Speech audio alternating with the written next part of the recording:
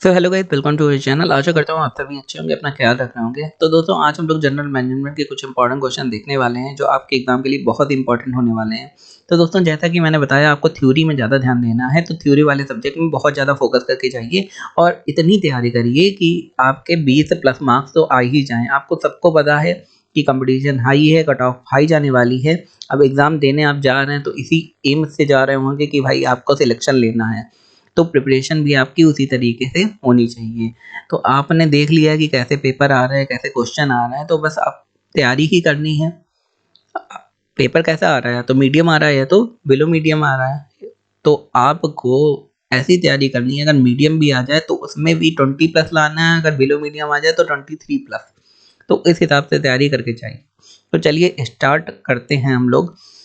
पहला हमारा क्वेश्चन है, आवेदन प्रपत्र पर विवरणों के लिए क्या शब्द दिया जाता है, जिसमें सामान्य रूप से उम्मीदवार का नाम, जन्मतिथि, लिंग, विवाह की स्थिति, पता आदि शामिल होती है। तो ये कैसा आपकी जानकारी हुई, ये आपकी व्यक्तिगत जानकारी हुई, आपकी पर्सनल डिटेल हुई जो आपका फॉर्म फिल करते टाइम, जैसे आपने एमपी पटवारी का फॉर्म फिल करा होगा तब आपने दिया होगा। लेखाकार का प्राथमिक कार्य क्या है भाई, वो वित्तीय लेन देन से संबंधित जो भी ट्रांजेक्शन होता है वो लेखाकार देखता है, वो उसका प्राथमिक कार्य मतलब मेन काम हो गया। आकस्मिक देयताएं कहाँ दिखाई जाती हैं, तुलन पत्र के लिए लेखा पर नोट्स, ये आकस्मिक देयताएं होती हैं जो आकस्मिक मतलब तुरंत की। आगे देखते हैं, प्रशिक्षण के किस क्षेत्र में एक कर्मचारी को उसके समस्याओं को सफलतापूर्वक निपटान करने के लिए तैयार किया जाता है। तो समस्या समाधान प्रशिक्षण। कोई कर्मचारी है तो उसके सामने भाई नया वर्क है या फिर नया कुछ काम आ गया, तो कई सारी जटिलताएं आती हैं। तो हर जटिलता के लिए उसे रुकना ना पड़े, उसे अपने उच्च अधिकारी के पास जाना ना पड़े, तो उसे समस्या समाधान प्रशिक्षण दिया जाता है। आगे देखते हैं, किस नियम के अंतर्गत ट्रायल बैलेंस का मिलान हमेशा होना चाहिए। तो ट्रायल बैलेंस का मिलान किसके लिए होता है, प्रत्येक डेबिट का एक तदनुरूप क्रेडिट होता है। सिंपल सी बात है, अगर डेबिट होगा कहीं से तो कहीं पे जाके वो क्रेडिट होगा। तो जितना मान लो 500 निकाला गया तो 500 कहीं पे पड़ेगा। आगे, राष्ट्रपति, उपराष्ट्रपति, कार्यकारी निदेशक आदि किस स्तर के प्रबंधक हैं। तो भाई ये सारे नाम आपको देख के समझ में आ रहा होगा, ये भाई शीर्ष प्रबंधक हैं। आगे, धन वक्तव्यों के उपयोग और स्रोतों को किसके हिस्से के रूप में परीक्षित किया जाएगा, तो वो निधि प्रवाह विश्लेषण के रूप में किया जाएगा। प्रतिफल की आवश्यकता दर जो ऋण निवेश को शेयर धारकों के हितों का संरक्षण करने के लिए बनाई जाती है, तो वो ऋण की लागत, भाई कॉस्ट ऑफ डेट। डेट आपका होता है ऋण, तो ऋण निवेश को शेयर धारकों के हितों का संरक्षण, हमें किसके हितों का संरक्षण करना है, जो शेयर धारक जिन्होंने शेयर लिए हैं, तो उसे क्या कहेंगे, ऋण की लागत। ऋण में कितना डेट लग रहा है, लागत कितनी लग रही है। कौन सी प्रणाली प्रबंधकों को परिष्कृत प्रणालियों विकसित करने में मदद करता है जिससे सूचना पर बेहतर नियंत्रण मिलेगा, तो वो कौन सी होती है, कंप्यूटर पर आधारित सूचना प्रणाली। अगर आप पेपर का अभी भी यूज़ करेंगे तो एक तो टाइम कंज्यूमिंग होता है और उसमें गलतियां होने, एरर होने के चांसेस रहते हैं, साफ नहीं होता है। तो कंप्यूटर पर अगर प्रणाली रखेंगे तो उसमें पुराने से पुराना डेटा आपको मिल जाता है, न पेज गायब होने का झंझट रहता है न किसी और का। पूंजीगत व्यय कहाँ दिखाई देता है, बैलेंस शीट में। भाई सिंपल सी बात है, बैलेंस शीट में आपका पूरा आय व्यय दिखाई देता है, तो उसमें पूंजीगत व्यय भी शामिल हो जाएगा। दोस्तों, आगे बढ़ने से पहले मैं आपसे एक रिक्वेस्ट करना चाहता हूँ कि आप हमारे चैनल को सब्सक्राइब कर लीजिए, because your subscription is our motivation. आगे देखते हैं क्वेश्चन, नियंत्रण विस्तृति को निर्धारित करने का सूत्र किसने प्रस्तुत किया। तो ये आपके लिए इंपॉर्टेंट नाम है, BA ग्रेक्यूनास, तो इसे आप नोट कर लीजिए, BA ग्रेक्यूनास। मुद्रास्फीति की वजह से मुद्रा का मूल्य समय के साथ कम होता जाता है। ये मैंने बताया था आपको कि भाई मुद्रा अगर कम हो रही है तो उसे क्या कहेंगे, मुद्रास्फीति।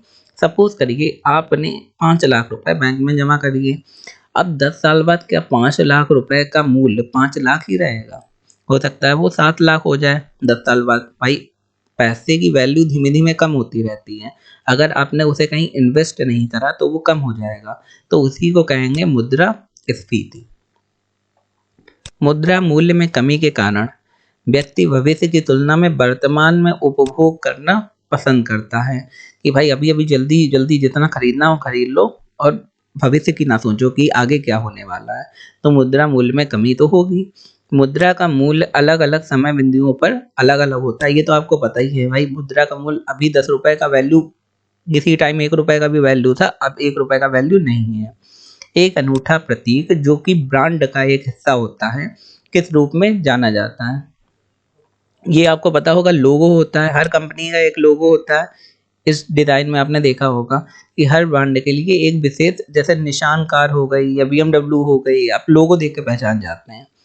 संख्यात्मक पदों में दी गई भविष्य अवधि के अपेक्षित परिणामों को संदर्भित करता है।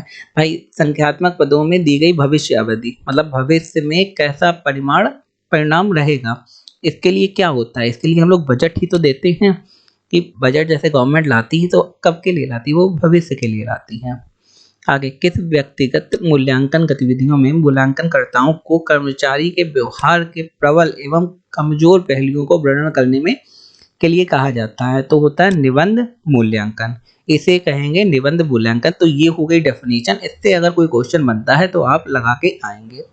कौन सी प्रबंधन शैली उत्पादन के प्रति निम्न सरोकार और लोगों के प्रति निम्न सरोकार के द्वारा अभिलक्षित की जा सकती है?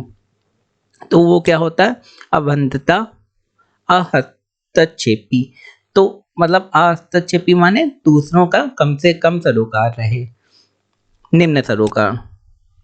आगे, शॉप फ्लोर कार्यकर्ता किस स्तर के प्रबंधक से जुड़े होते हैं? तो निम्न से।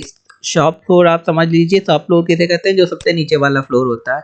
तो हायरार्की होती है हर कंपनी में, सबसे ऊपर के एक अधिकारी होता है, फिर उसके नीचे कई सारे लोग होते हैं, तो उनके भी नीचे भी कई सारे लोग होते हैं। तो सबसे नीचे जो होता है, जैसे कोई चिटफंड कंपनी हो गई, मान लीजिए कोई सहारा मान लो कंपनी हो गई, तो उसमें जो सबसे नीचे एजेंट काम करता है तो वो शॉप फ्लोर का कार्यकर्ता कहा जाएगा। कच्चे माल की खरीद के लिए भुगतान और बिक्री से नकद की वसूली के बीच के समय अंतराल को क्या कहते हैं? तो उसे कहते हैं नकद चक्र, कैश साइकिल। वो पर्टिकुलर कच्चे माल की बारे में बात किया जा रहा है कि उसका भुगतान और बिक्री से संबंधित जो भी वसूली होती है उसमें जो समय अंतराल होता है, जाहिर सी बात तुरंत हाथों हाथ तो नहीं दिया जाता, बड़ा अमाउंट होता है, तो उसे नकद चक्र कहते हैं। तो दोस्तों ये थे हमारे कुछ इंपॉर्टेंट जनरल मैनेजमेंट के क्वेश्चन। अगर आपको हमारा वीडियो अच्छा लगा, इन्फॉर्मेटिव लगा, तो हमारे चैनल को लाइक शेयर सब्सक्राइब जरूर कर दें। और बाकी सब्जेक्ट की भी तैयारी हमारे चैनल में चल रही है, तो हमारे चैनल जाके सारी वीडियोस आप देख सकते हैं। धन्यवाद।